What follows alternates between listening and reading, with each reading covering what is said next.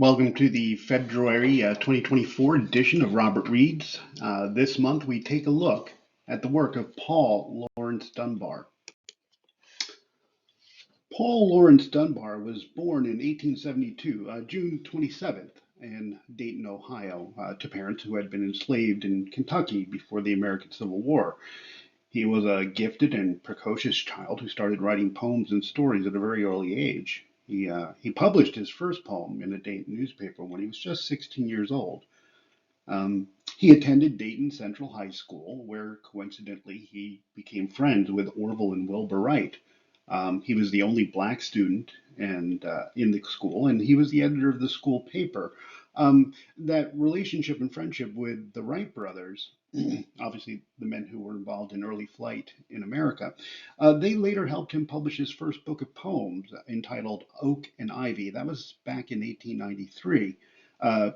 Great story from this is that Dunbar sold his book for $1 to the passengers of the elevator where he worked as an operator.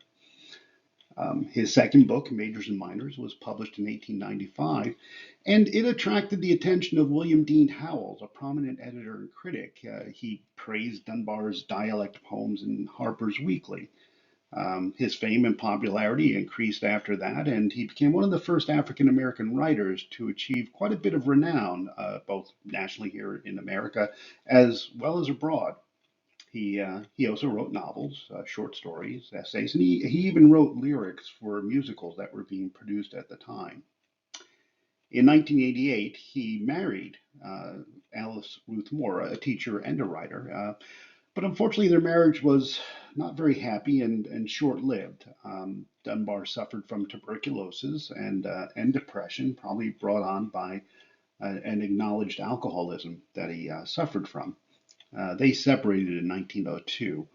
After that, he did continue to write and travel, but his health kept deteriorating. He died at the age of 33 in Dayton, Ohio, on February 9th, 1906. Now, his legacy and influence are quite significant and enduring, and he was a pioneer of African American literature and culture, and a master of various forms and genres. He wrote in both standard English as well as Black dialect, and he explored a number of themes, through his work, such as love, nature, death, racism, and spirituality. He inspired and influenced many writers who came after him, such as Langston Hughes, Maya Angelou, Toni Morrison, and Rita Dove, who've all cited his work as inspiration for their own. He is widely regarded as one of the greatest American poets of all time.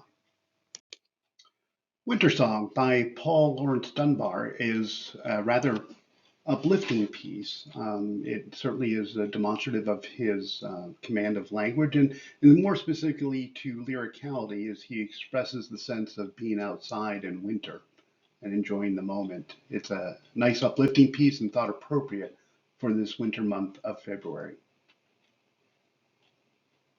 Oh, who would be sad though the sky be a grain, and a meadow and woodlands are empty and bare? For softly and merrily now there come playing the little white birds through the winter-kissed air. The squirrel's enjoying the rest of the thrifty. He munches his store in the old hollow tree. Though cold is the blast and the snowflakes are drifty, he fears the white flock not a whit more than we. Then hi-ho for the flying snow. Over the whitened roads we go, with pulses that tingle and sleigh bells a jingle for winter's white birds. Here's a cheery hi-ho. Paul Laurence Dunbar, Winter Song. Well, that's a wrap for Robert Reads for the month of February, where we took